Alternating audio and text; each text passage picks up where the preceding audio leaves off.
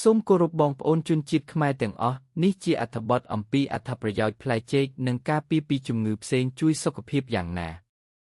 ផ្លែចេកជាផ្លែឈើដែលមានអត្ថប្រយោជន៍ច្រើនសម្រាប់សុខភាពព្រោះវាសម្បូរទៅដោយសារធាតុចិញ្ចឹមសំខាន់ដូចជាវីតាមីនប៉ូតាស្យូមនិងជាតិអាស៊ីតសរសៃ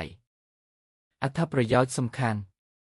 ផ្ដល់ថាមពលលឿនផ្លែចេកមានជាតិស្ករធម្មជាតិធ្វើឲ្យរាងកាយមានកម្លាំងភ្លាមជួយការពារសម្ពាធឈាមខ្ពស់ប៉ូតាស្យូមជួយបន្ថយសម្ពាធឈាមល្អសម្រាប់បេះដូងជួយរក្សាចង្វាក់បេះដូងឲ្យមានស្ថិរភាពជួយរំលាយអាហារមានជាតិសរសៃ fiber ធ្វើឲ្យពោះវៀនដំណើរការល្អជួយបង្កើនថាមពលខួរក្បាលមានវីតាមីន B5 មួយដែលជួយការងារខួរក្បាលជួយកាត់បន្ថយភាពតានតឹងមានសារធាតុជួយបង្កើនអារម្មណ៍ល្អការពារជំងឺបេះដូងប៉ូតាស្យូមជួយបន្ថយហានិភ័យការពារជំងឺលើសសម្ពាធឈាម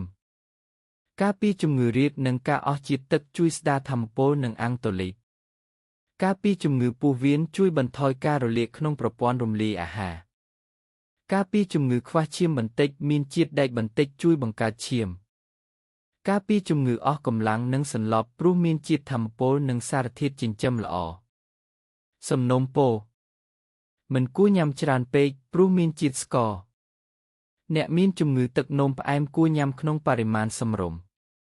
សរុបផ្លែចេកជាអាហារសាមញ្ញប៉ុន្តែមានអត្ថប្រយោជន៍ខ្ពស់ជួយទាំងផ្ដល់ថាមពលនិងការពារជំងឺជាច្រើន